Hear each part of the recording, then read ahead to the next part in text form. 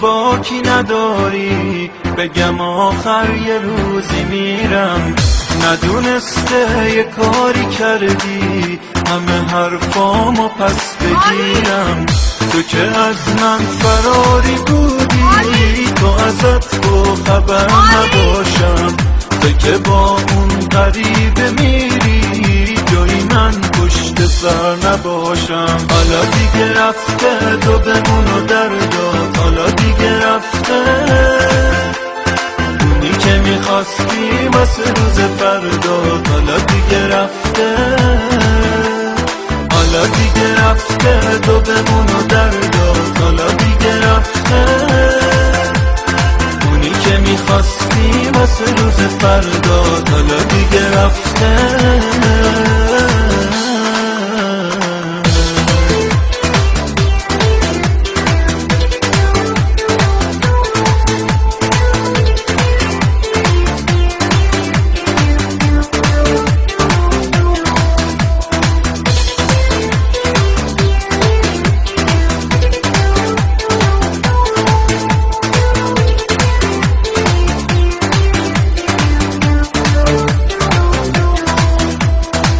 یه 2-3 سالی نشد یک بار نگران دلم باشی. مگه میشد یه روز باشی، مگه میشد که تنهاشی.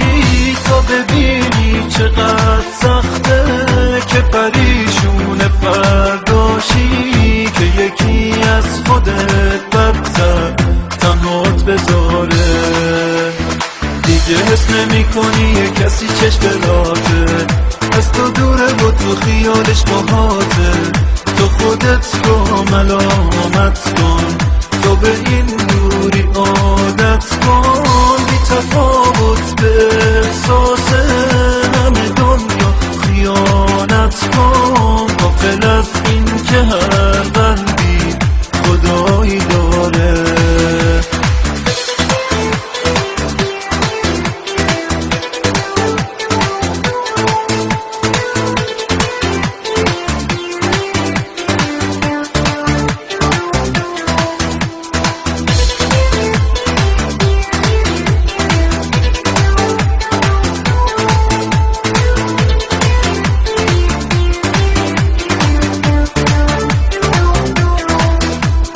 حالا دیگه رفته تو بمون و دردات. حالا دیگه رفته